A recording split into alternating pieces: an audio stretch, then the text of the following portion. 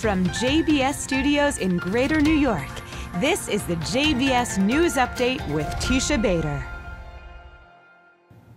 I'm Teisha Bader with the JBS News Update for Tuesday, January the 3rd, 2023. Israeli Prime Minister Benjamin Netanyahu and his wife Sarah visited the Kotel, the Western Wall, on Sunday to mark the swearing in of the 37th government of the State of Israel, with Netanyahu at its helm.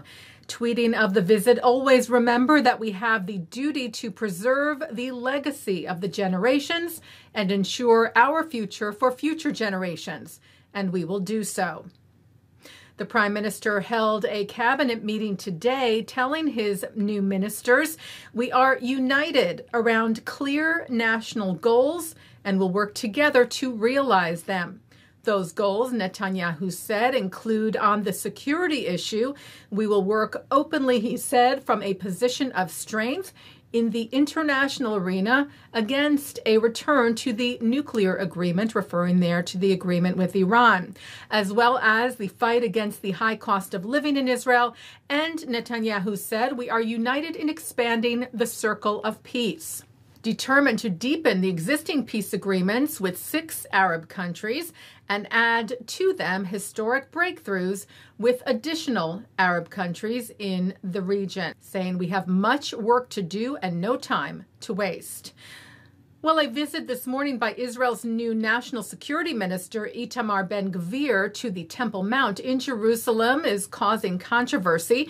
The Times of Israel reports Ben-Gvir visited the site, which is holy to Jews and Muslims, during the hours permitted for Jews to visit, and did not enter the Al-Aqsa Mosque. However, his going to the highly sensitive area as a minister of the State of Israel brought harsh criticism from Egypt, Jordan, and the United Arab Emirates and the Palestinian Authority. The Times of Israel cited a spokesperson for the U.S. Embassy in Israel, saying of the U.S. Ambassador to Israel, Tom Nides, that he has been very clear in conversations with the Israeli government on the issue of preserving the status quo in Jerusalem's holy sites. Actions that prevent that are unacceptable. The Times cited an official in Netanyahu's office saying the status quo has not been altered in any way, that the Prime Minister was committed to strictly protecting the status quo on the Temple Mount without any change. U.S. Secretary of State Antony Blinken spoke over the phone yesterday with Israel's new Foreign Minister, Eli Cohen, to congratulate him, and spokesperson Ned Price said, and to underscore the United States' abiding commitment to the U.S.-Israel partnership and to Israel's security. The two discussed, Price said, mutual interests and shared challenges, including the threat from Iran.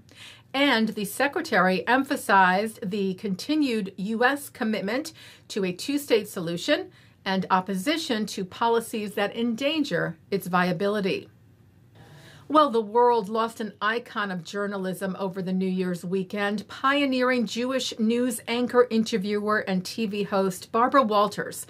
Walters began behind the scenes as a writer on the Today Show before getting in front of the camera, ultimately making history as the first female co-host on the Today Show and the first woman to co-anchor a network nightly news broadcast with the ABC Evening News. Then on to 2020 and The View, which she left in 2014.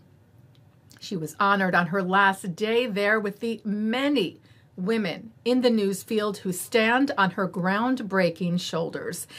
And of course, Barbara Walters' interviews from Judy Garland to Fidel Castro, the first joint interview with Anwar Sadat and Menachem Begin, and her sitting down with every sitting U.S. president and first lady, from Richard and Pat Nixon to Barack and Michelle Obama.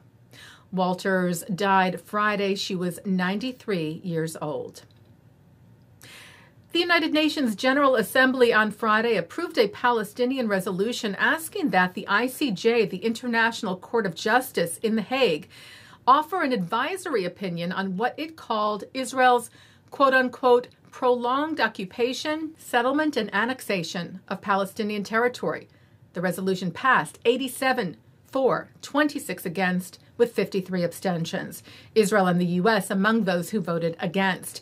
Israel's ambassador to the UN, Gilad Erdan, weighed in ahead of the vote on Friday, where he could not be present as it took place after the beginning of the Sabbath.